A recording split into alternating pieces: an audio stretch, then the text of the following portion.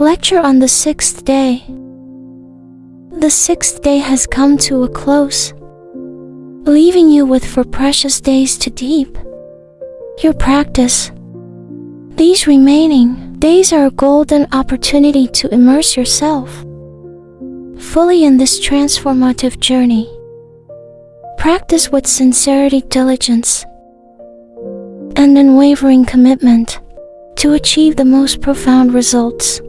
During your time here, the 6th day is a pivotal moment in this course, and I rejoice in your strength for overcoming its challenges. As I mentioned, the 2nd and 6th days often test those with wavering resolve.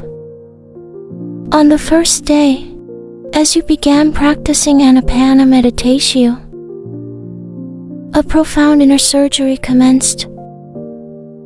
By the 2nd day, the intensity of this process may have stirred urges to flee. Then, after learning Vipassana on the 4th day, the surgery deepened by the 5th or 6th day, prompting some to seek excuses to escape any reason to avoid facing the discomfort. One common excuse arises after the 5th evening's discourse, which delves deeply into the truth of suffering. It speaks of life's inevitable pains, the agony of birth, the struggles of illness, aging and death, the distress of facing the unwanted, and losing the cherished. Suffering, it seems, persists across lifetimes. Some misinterpret this, thinking this path is nothing but gloom and despair, a pessimistic teaching. They may feel compelled to leave, unwilling to explore further. But this is a grave misunderstanding. There is not a trace of pessimism in this teaching. If it declared suffering is inescapable with no way out, that would indeed be bleak. Instead, it offers a radiant truth. There is a path to transcend all suffering. You can attain a state of complete liberation, where true peace and harmony reign. This teaching brims with optimism, lighting the way to freedom. Consider a story from India. A mother sent her son to a nearby shop with an empty bottle and a 10-rupee note to buy cooking oil. The boy filled the bottle, but on his way home he tripped and fell, spilling half the oil, picking up the half-empty bottle. He returned to his mother weeping. "Oh, mother, I've lost half the oil." His focus on loss consumed him with sorrow. A pessimistic view. The same mother sent another son with another bottle and 10 rupees. He too filled the bottle with oil, tripped and lost half, but this boy picked up the bottle, smiled and ran to his mother exclaiming, "Look, mother, I saved half the oil. The bottle could have shattered, but I preserved half." His gratitude for what remained filled him with joy. An optimistic perspective. In the same situation, 2 children reached opposite conclusions. One saw the bottle as half empty, the other as half full. One wept in despair, the other rejoiced in hope. I'll imagine a third son also sent to buy oil. He too fell and lost half the contents.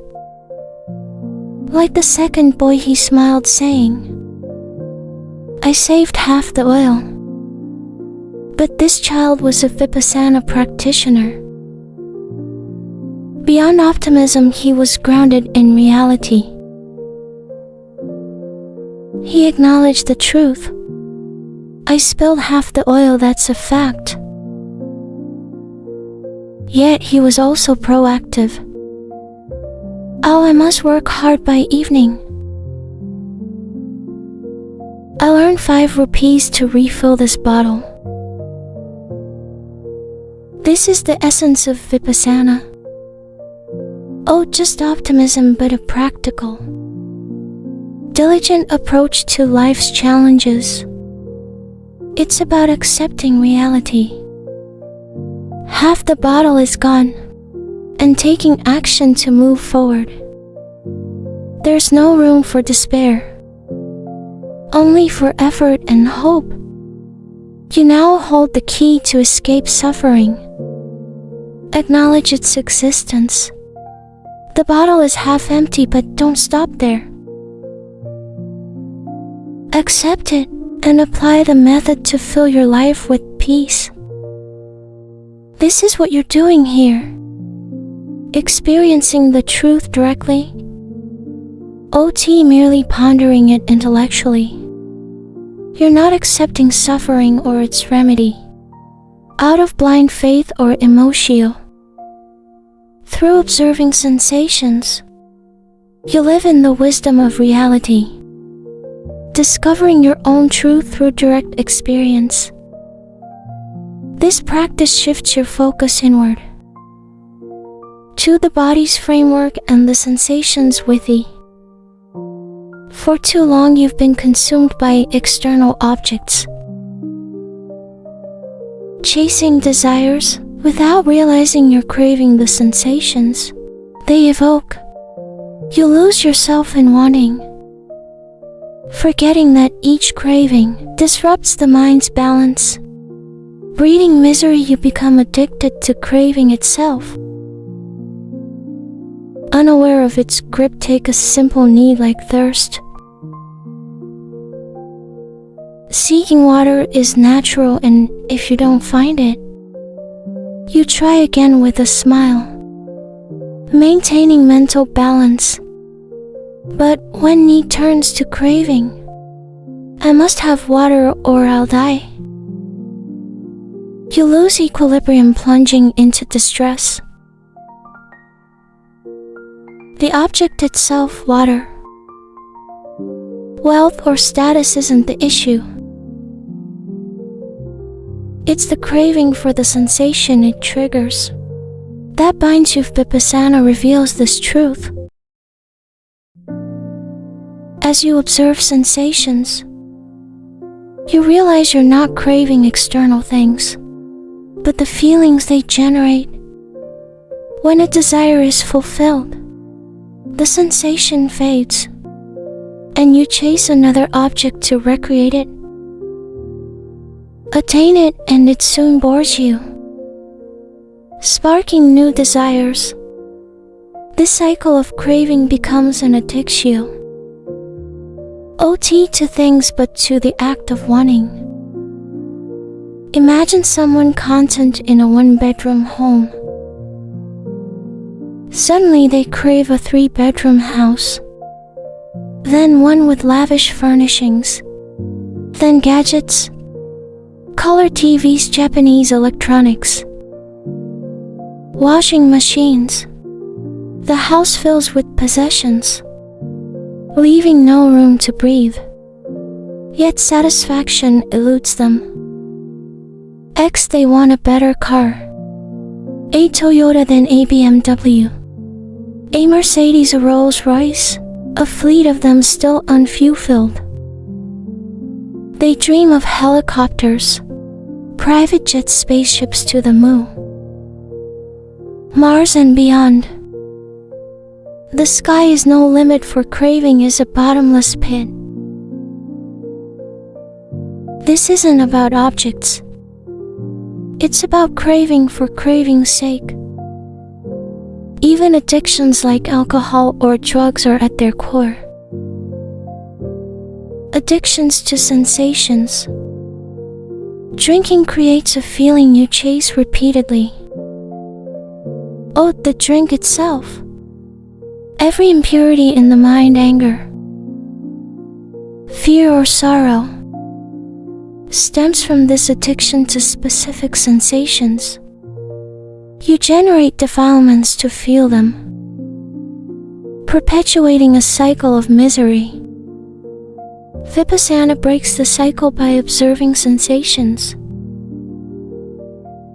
Without reacting, you dismantle the habit of craving. Like a scientist in a lab, you watch the body's sensations, vibrations, heat, pressure, as they arise and pass. A scientist doesn't weep when a chemical evaporates, or rejoice when it condenses. They observe the process objectively. Similarly, you witness sensations without attachment, understanding their impermanent nature. This body is a composite of tiny particles or kalpas, formed by the four elements: earth, water, air, and fire.